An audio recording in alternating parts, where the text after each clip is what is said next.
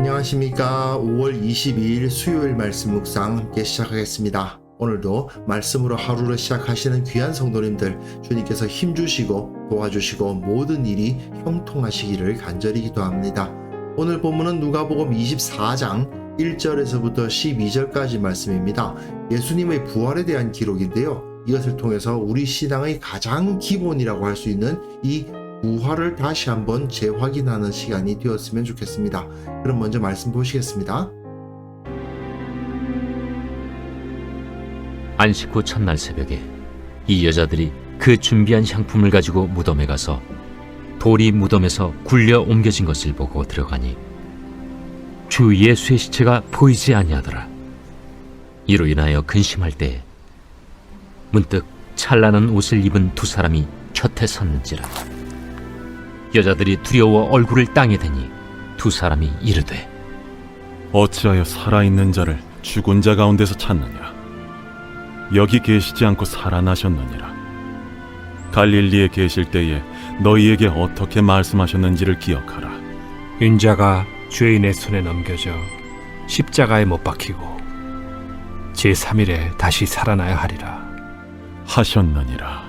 한데 그들이 예수의 말씀을 기억하고 무덤에서 돌아가 이 모든 것을 11사도와 다른 모든 이에게 알리니 이 여자들은 막달라 마리아와 요한나와 야고보의 모친 마리아라. 또 그들과 함께 한 다른 여자들도 이것을 사도들에게 알리니라. 사도들은 그들의 말이 허탄한 듯이 들려 믿지 아니하나 베드로는 일어나 무덤에 달려가서 구부려 들여다보니 세마포만 보이는지라. 그 된 일을 놀랍게 여기며 집으로 돌아가니라. 예수님의 부활 기사가 이제 24장에 기록이 되죠. 예수님께서 다시 살아나심으로써 이제 완전히 새로운 시대가 열렸습니다. 십자가에서 예수님께서는 재창조를 이루셨죠. 예수님께서 안식에 들어가심으로써 완전히 새 시대가 이루어졌는데 그것이 나타나고 있는 것이죠. 누구에 의해서 나타나느냐? 증인들에 의해서 나타납니다. 그래서 이 부활의 소식을 전하는 오늘 본문으로부터 계속 증인들이 나타날 거예요. 오늘 본문에서도 증인들이 있고 또 엠마오로 가는 길에서 증인들이 나타날 거고 마지막에는 이 사도들이 부활의 증인들로서 세워지는 모습을 이 24장에서 보실 수 있습니다. 그리고 특별히 우리가 이 누가복음 24장을 보실 때 기억하셔야 될 것이 뭐냐 하면 전체 누가복음의 구조예요. 전체 누가복음의 구조를 다시 한번 보실까요? 중앙에 예루살렘으로 가는 길에서 예수님께서 가르치신 것에 대한 기록이 나와 있지 않습니까? 꽤 길거든요. 9장 51절에서부터 19장 28절. 상당히 긴 본문을 차지하면서 굉장히 중요성을 가진 본문이 이어지고 있었습니다.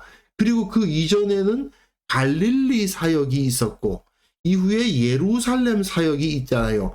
갈릴리 사역이 길을 통해서 예루살렘으로 가게 되거든요. 그런데 24장의 구조를 한번 보세요. 갈릴리가 아니라 무덤이죠. 무덤에서 어디로 갑니까? 길로 갑니다. 엠마오로 가는 길. 그리고 그 길에서 예수님을 만나고 다시 어디로 가요? 예루살렘으로 돌아가는 걸 볼 수 있어요. 그러니까 갈릴리에서 길을 통해 예루살렘으로 가는 것이 누가복음 전체의 구조였다면 누가복음 24장의 구조 역시 비슷하게도 무덤에서 길로 그리고 길에서 다시 예루살렘으로 이동하는 모습을 볼 수 있습니다. 이것이 상당히 의도적으로 기록된 것이 아닌가 생각됩니다. 그런 면으로 봤을 때 누가는 상당히 뛰어난 저술가이기도 한 거예요. 그리고 계속해서 증인에 대해서 선포하는데 이 증인이 어떠한 존재인가 하는 것을 오늘 본문으로부터 24장 끝까지 누가복음의 끝까지 계속 이어갈 거고요. 사실은 사도행전으로 넘어가면 오직 성령이 너희에게 임하시면 내 증인이 되리라. 즉 사도행전 1장 8절인데 그 구절이야말로 사도행전 전체의 주제 구절이잖아요. 그런 것들이 모두 다 이어져 있다고 생각하시면 되겠습니다. 여인들이 안식 후 첫날 새벽에 준비한 향품들을 가지고 어제 본문에서 향품을 준비했다는 내용이 있었죠. 무덤으로 갑니다. 상식적으로 봤을 때는 상당히 늦었죠. 시신은 사망 이후에 급속하게 부패해 가지 않습니까? 사망 후에 즉시 향품으로 처리해서 천으로 감싸야 마땅한 건데 사망하셨을 때에 향품 처리를 할 여력이 없었어요. 시간이 없었어요. 그리고 사망 후에 거의 36시간 정도는 지난 상태 아닙니까? 그렇다면 지금 향품을 발라봤자 상당히 좀 아쉬운 상태가 될 겁니다. 물론 이 여인들이 갸륵한 마음을 품고 있었다는 것은 우리가 충분히 높이 평가할 만한데, 그러나 우리는 누가가 이들의 갸륵한 마음에 주목하는 것이 아니라는 것에 관심을 가져야 돼요. 누가는 오히려 이 여인들이 향품을 가지고 무덤에 간 것이 불신앙적 행위라고 지적하고 있는 거예요. 예수님은 다시 살아날 거라고 예언을 하셨거든요.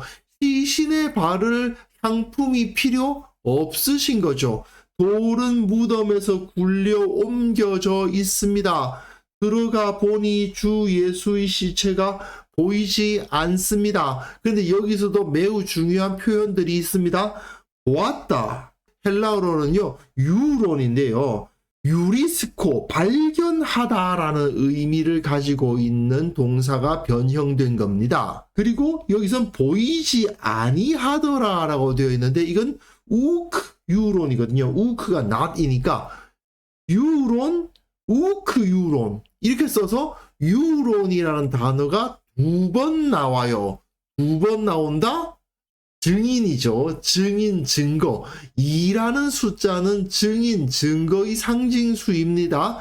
여기서도 마찬가지로 보았다, 보지 못했다. 이 두 개를 통해서 이들이 확실한 빈 무덤의 증인이 되었다는 사실을 보여주는 것입니다. 이들은 곧 예수님의 부활의 증인이 되겠죠. 그 다음 본문 보시면 이로 인하여 근심할 때에 문득 찬란한 옷을 입은 두 사람이 곁에 섰죠. 한 사람이 아니라 두 사람입니다. 마가복음에서는 한 사람이었습니다. 하지만 누가복음에서는 두 사람이었다라고 기록을 해요. 왜 그럴까요? 증인이 되어야 되니까. 이 사람들은 증인으로서 섰다는 겁니다. 이 성경이 기록될 당시에만 해도 그때 어떤 일이 정확하게 일어났느냐라는 식의 기록을 하는 것이 중요한 것이 아니었습니다. 그 기록을 통해서 어떤 메시지를 던질 것이냐가 중요한 거거든요.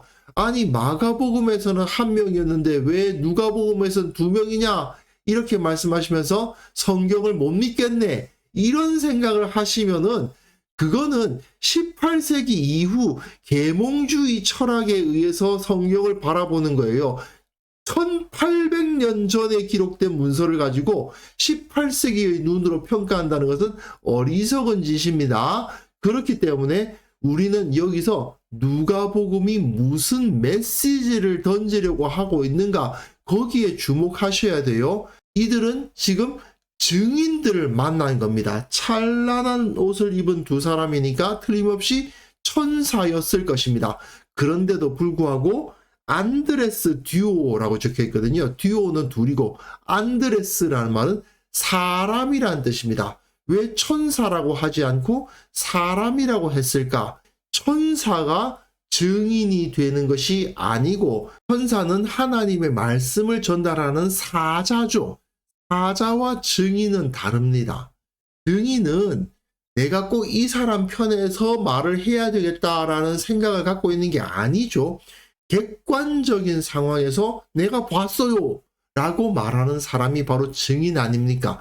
여기서도 사람이 섰다는 것은 이들이 증인이었다는 것을 보여줍니다. 여자들이 두려워 얼굴을 땅에 대는데 두 사람이 이르되 어찌하여 살아있는 자를 죽은 자 가운데서 찾느냐? 예수님께서는 살아계시다. 죽은 자 가운데에서는 계시지 않다라고 말해주고 있는 것입니다. 그리고 여기 계시지 않고 살아나셨다.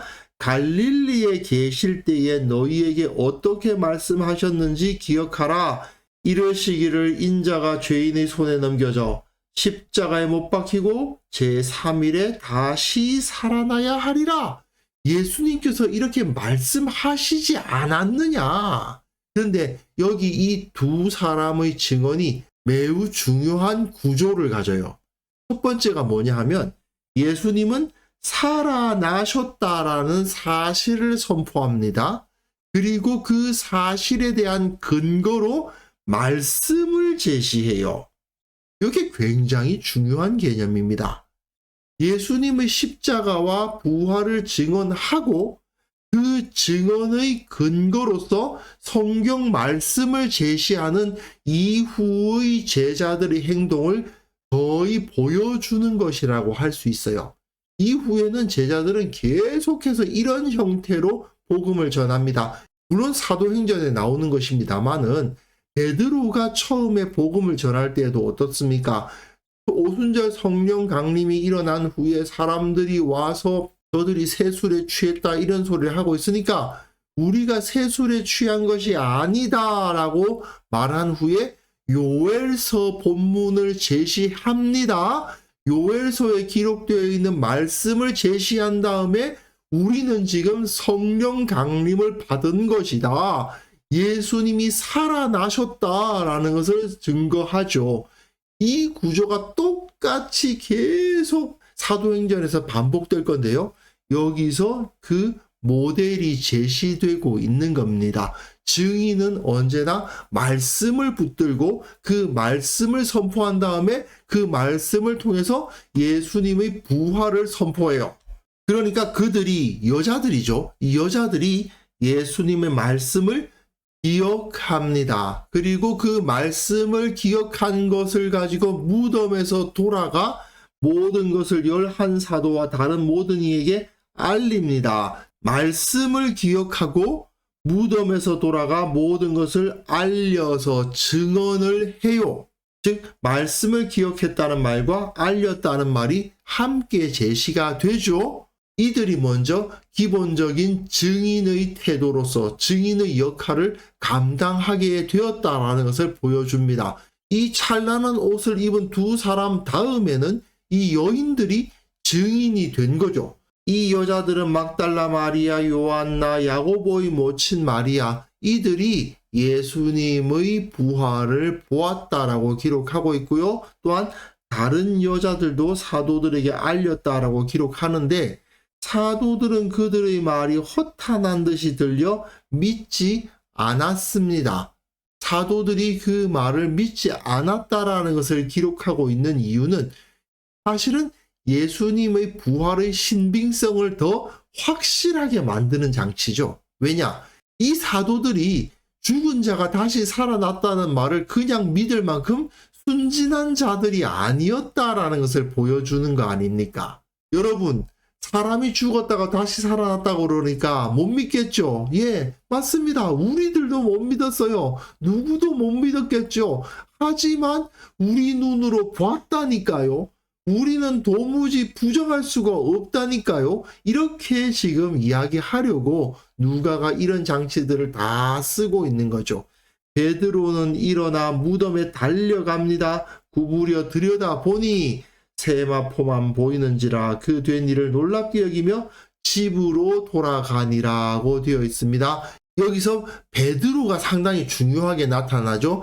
사실은 며칠 전에 베드로가 예수님을 모른다고 부인했던 사람인데, 그런데 그 베드로가 빈 무덤의 증인 중 한 명으로서 세워지기 시작합니다. 아직 베드로가 예수님의 부활을 확신했다는 증거가 없어요. 그럼에도 불구하고 예수님께서는 이후에 엠마오로 가던 두 제자를 통해서 그리고 다른 여러 가지 일들을 통해서 이들의 불신을 해소시켜 주실 겁니다.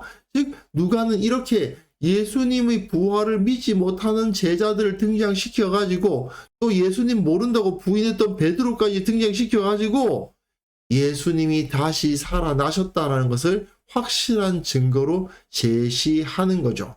그러니까 우리 그리스도인들의 신앙의 핵심 중의 핵심은 예수님의 부활입니다. 예수님의 부활이 우리 모든 신앙의 첫 시작점이라고 볼 수 있어요. 누가가 말하고 싶어하는 건 바로 이거예요. 예수님의 부활은 의심할 수 없는 역사적 사실이다.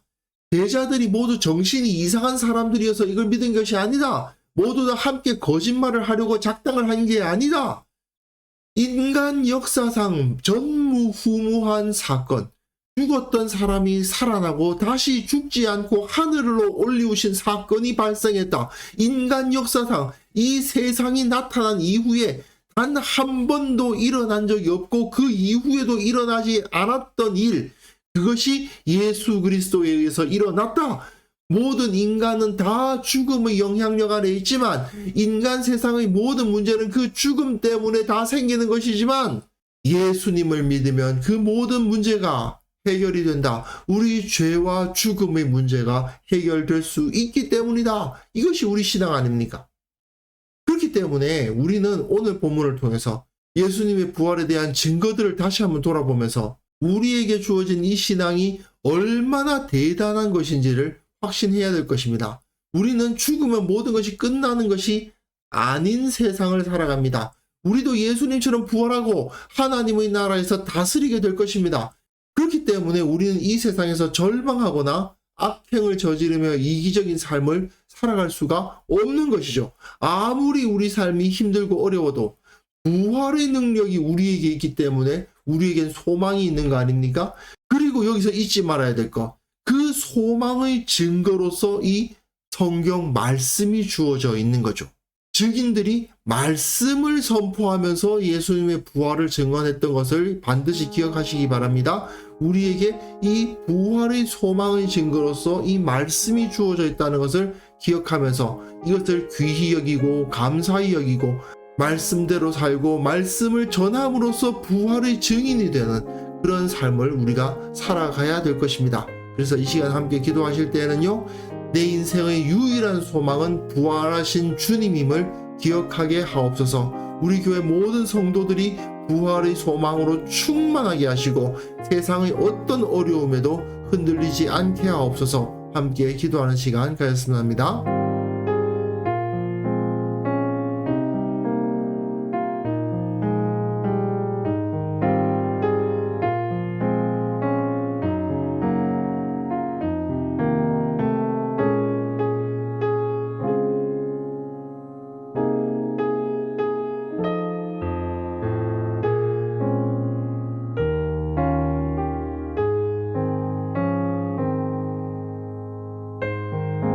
거룩하신 하나님 아버지, 우리 인생의 유일한 소망은 부활하신 주님임을 다시 한번 기억하게 하여 주옵소서. 매일매일 삶을 살아갈 때 말씀을 묵상하며 이 말씀을 믿으며 세상에서 부활의 증인으로서 살아가게 하여 주옵소서. 말씀을 전하기를 기뻐하게 하시고 말씀을 묵상하는 데서 평안을 누리게 하시고 이 말씀대로 살아감으로 말미암아 세상 가운데 부활의 소망을 전하는 자들이 되게 하여 주옵소서. 우리 교회 모든 성도들 이런 사역을 감당할 수 있도록 도와주시고 세상에서 어떤 조롱이나 어떤 유혹이나 어떤 공격을 당한다 하더라도 그 믿음이 흔들리지 아니하고 확고한 믿음을 가지고 세상에서 예수님께서는 부활하셨다, 부활하신 예수님만이 이 세상의 유일한 소망이시다라고 선포할 수 있는 믿음의 사람들 다 되게 하여 주옵소서. 주님, 한국 교회를 위해서 기도합니다. 한국 교회가 세상적인 논리를 따르고 세상에서 인간들이 좋아하는 번영과 부유함을 설파하는 어리석은 모습들 이제는 흙끝만큼도 가지지 않도록 도와주시고 오직 예수 그리스도의 부활과 예수 그리스도의 생명을 선포하는 그러한 본질적인 공동체로 온전히 바로 설 수 있도록 도와주옵소서. 세상 가운데 교회가 어떠한 존재인지를 분명히 보여주는 그러한 살아있는 공동체, 영광의 공동체, 거룩한 공동체가 되게 하여 주옵소서. 아버지, 오늘 하루 우리가 살아가는 그 모든 삶 가운데에서 부활의 능력이 충만하게 되기를 원합니다. 세상을 두려워하지 아니하고 당당하고 또한 세상을 변화시켜 나가는 그런 능력이 우리의 삶 가운데 온전히 나타나게 하여 주옵소서. 우리의 기도에 응답하여 주옵소서. 우리와 함께 하여 주옵소서. 두려운 일 생긴다 하더라도 흔들리지 않는 믿음과 담대함을 허락하여 주옵소서. 감사드렸고 예수님의 이름으로 기도합니다. 아멘.